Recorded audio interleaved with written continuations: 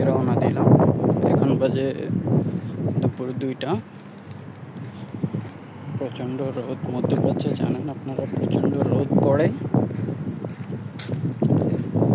তো রোদের মধ্যে দিয়ে যাচ্ছি, মাঝে মধ্যে বিল্ডিংগুলো ছায়া পড়ে, ওগুলোর ভেতর দিয়ে যাই, কারণ এখানের রোদ আসলে সহ্য করা যায় না, প্রচণ্ড তাপ। যদিও আজকে একটু বাতাস আছে, হালকা বাতাস থাকলে রোদগুলো গায়ে লাগে না। আপনি যতই চেষ্টা করেন রোদ থেকে বাঁচতে পারবেন না। তো কিছু কিছু জায়গায় ছায়া থাকে, ওখান দিয়ে যাওয়া যায়। নর্মালি এখানে গাছপালা নেই বললেই চলে।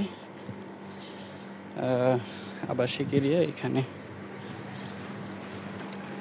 গাছপালা নেই। সাইডে আছে কিছু, এখানে যেখানে গাছপালা আছে বা শাকসবজি চাষ হয়, তরি তরকারি চাষ হয়, মাজরা বলা হয়, এটা একটু সমুদ্রের কাছাকাছি থাকে। তো এটা হলো আবাসিক এরিয়া, এখানে গাছপালা ওরকম নেই। বিল্ডিংয়ের চিপা চাপায় আশেপাশে কিছু ছোট গাছপালা জন্মে, কিন্তু একটা নির্দিষ্ট সময় পর পর বলদিয়ার লোক এসে এগুলো ক্লিন করে ফেলে। আপনারা দেখতে পাচ্ছেন প্রচণ্ড রোদ, বাইরে মানুষ একদম দরকার না হলে কেউ বাইরে বের হয় না। সামনে বাঙালি ভাই একজন গাড়ি ক্লিন করতেছে। এখানে এই সময় কেউ, তার যদি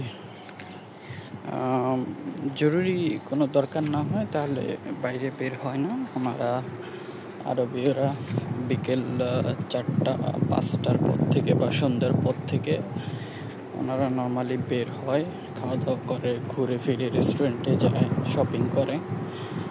কিন্তু দুপুরবেলা এখানে কেউ বের হয় না নর্মালি। আমি তাকাতে পারছি না, এত প্রচণ্ড রোদ। আপনারা যেই দিকেই তাকাবেন একদম লোকজন টোটালি নেই, লোকজন শূন্য। তো আমি আমার বাসার কাছে চলে আসছি। এটা হচ্ছে আমার বাসা, এখানে আমি কর্নারের রুমে থাকি, দোতলায়। সবগুলো গাড়ি পার্কিং করা, প্রচুর গাড়ি পাই এখানে। প্রত্যেকটা বাসার নিচে 2টা 3টা 4টা 5টা গাড়ি আছে, অনেক গাড়ি। তো আমি বাসার দিকে চলে যাচ্ছি। ঠিক আছে, ভালো থাকবেন।